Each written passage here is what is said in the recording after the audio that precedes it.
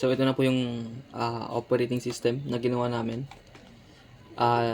Linux operating system based on MX Linux. So, ayan. And gagamitin po namin yung listahan na pinresent namin nung nag-defense.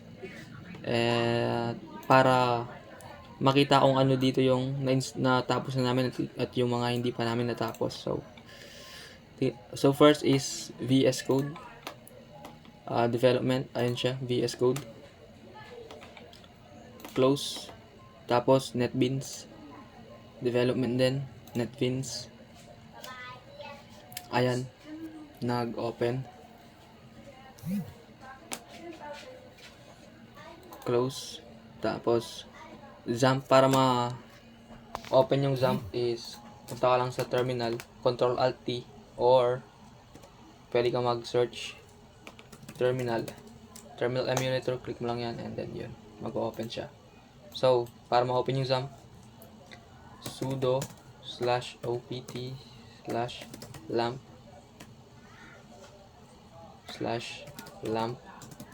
start, or already running. So, check natin sa Chrome, sa Firefox kung gumagana. Localhost /php my admin. Ayan, gumagana. So, close na natin. Para ma-stop, sudo /opt/lamp stop. Ayan, nag-stop na siya. So, hindi na dapat yung gumana. Local host /php my admin. Ayan, unable to connect. Next naman po is Cisco Packet Tracer. Hindi namin siya na-download. Yep, hindi na-download. So, yun. And next is virtual machine, VirtualBox. Ayan siya, virtualization software. I-run lang. And ayan, ginamit na namin siya para ma-demonstrate kung paano siya i-install. Anyways, close. And Office, dito lang siya. And ayun, Office, and ito po yung mga Office.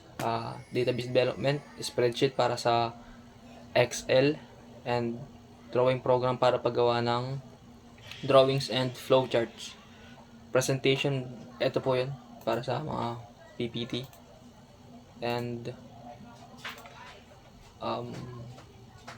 formula editor sa math. And then yung word processor para sa Word files or docx ng Microsoft. So next is Kazam. Ito po yun. Ito po yung recorder na yun. Ito na yung recorder. So ayan. Kazam. Ayan siya. Screencast and screenshot tool. So next is GIMP para sa image editor. Ayan, GIMP. And Firefox, nakita naman kanina, and nandito siya sa ilalim. Firefox, pag open mo, ayan, ito po yung website namin kung saan siya pwedeng i-download, pero mamaya ko na siya i-explain.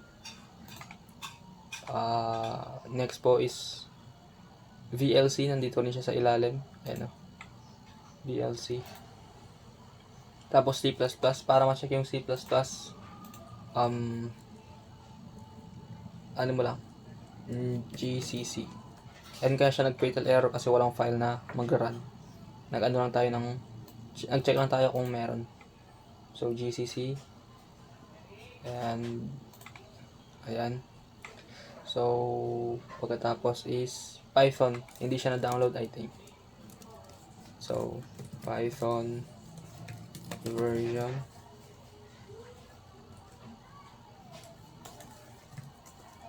hindi siya na-download. Python 3, hindi rin siya na-download. So ayan, next naman is Java. which is yung NetBeans, MySQL and PHP, eto na siya, yung XAMPP. And next naman po is TGPT. So, para maran yung TGPT, open ang terminal, and naka-open na siya. So, TGPT slash give me TGPT double quotation, tapos kung ano yung gusto mong i-type sa loob ng quotation. Tapos TGPT give me a list of names. Loading. Sometimes doesn't work, sometimes gumagana, sometimes hindi. And ayun. So next is SH file or yung shell script. So nandito siya sa files, open files, tapos Lunar stuff, ito siya. Ito yung SH file. So para maran, open, right click, then open terminal here. Ayan.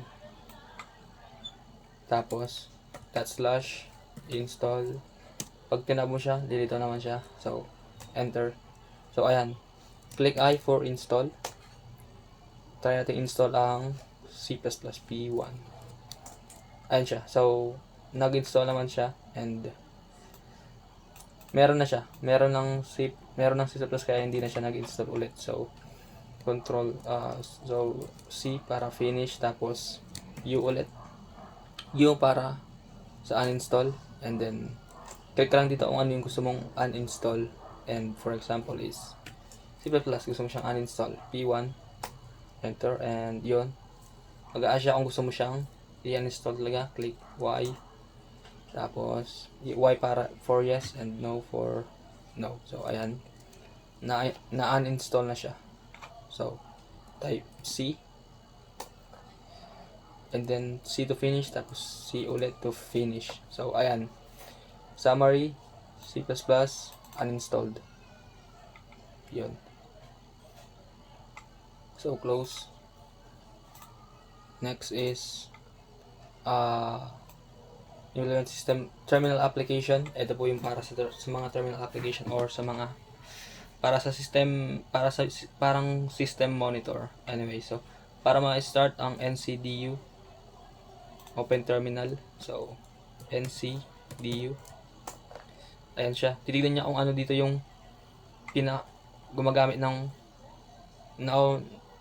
kumukuha ng maraming space, and for example is VirtualBox kumukuha ng 15 gigs. So pwede mo siya makita kung ano yun. And yung Lunaris nga, yung kumukuha ng space na yun, 15 gigs. Control C. Next naman is NeoFetch. So ang NeoFetch, lilitaw siya pag first time mong inopen yung terminal. So Control Alt T. Ayan siya. Ito ang NeoFetch. Ito siya. So magbibigay siya ng information about sa operating system. Lunaris ang operating system, tapos ang host is ito yung version ng laptop. So or model ng laptop, and kernel, tapos uptime, yung oras, kung ilang oras mo siya ginamit, tapos packages, tapos yung shell, tapos yung resolution ng screen, tapos yung desktop environment, and yung mga themes, icon, terminal, and CPU, GPU, tapos kung dalawa yung gamit mong GPU, dalawa yung lilitaw, and kung ilang memory na gamit. So 1.6 gig yung gamit na memory dahil nag-open tayo ng maraming files. So close. Next is HTAP. So ang HTAP, open terminal, tapos type mo yung HTAP. Ano siya? System monitor, kung ilan na yung nagagamit mong memory. So and CPU, parang monitor lang siya na yan. Control C. Papakita niya dito kung anong core yung kung ilang percentage ng mga cores yung nagagamit and kung ilang percentage ng memory yung nagagamit. So, Control C para mag-quit. And then, oops. And then, next na, is yung wine. So, wine is, nandito siya. Type mo lang dito, wine. And yun, wine tricks. Click mo lang. Okay. And yun, install application. Next, tapos Adobe, Firefox, Font, Color, MS Paint. Ayan. Office Pro, Microsoft Office Professionals. Anyways, ayan yung mga installs na pwede yung magamit. And ayan. So, ang next naman is yung dito sa mga phases. So, install Linux, natapos na namin yung mga software. Na-install na rin yung chatbot, nandito na rin yung auto installer is nandito na rin, which is yung SH file, and then yung wine nandito na rin, napakita ko na rin kanina, and yung website, eto po. So, pag open mo ng Firefox is automatic siyang mag-open yung website. Ito po yung website kung saan. So, dito po sa website, dito siya i-explain kung ano yung yung paano ba to? Yung website, kung ano yung laman or kung ano yung mga nandito. So, ito po yung download. So, first, ito yung download button. Next is pag-click mo ng download button, redirect ka sa drive, and doon mo pwedeng install yung operating system, yung Linux ISO. So, ayan. And home, tapos about us, download now. Ayan. So, ito yung mga features. About Lunaris OS, more info, screenshots, tapos instructions. Ito po siya, pre-install script, shell script, quality OS maker. Ayan. And ito po yung ano. So, yun lang po yung sa website namin, and OS makeover. So, kung makikita po dito, ito po yung una niyang itsura. Ito yung unang itsura ng operating system. Bigyan na ko lang po. Ayan. Ito yung una niyang itsura, and transform namin siya na ganito. Na yung maging itsura niya. Ayan. Yung yung panel nandito na. And transparent na ito. And then, meron pangalawang panel dito para sa mga easy access na mga software. So, pag halimbawa, click mo yung Firefox, is mawawala siya. Mawawala yung panel. And kung nag-ano ka naman, dilitaw siya. Ayan. Nandito pa rin itong mga panel na to. Nandito pa rin siya para, ayan. Ito rin. So, close. And ayun po. So, thank you po. Finish na. No, save. Finish recording.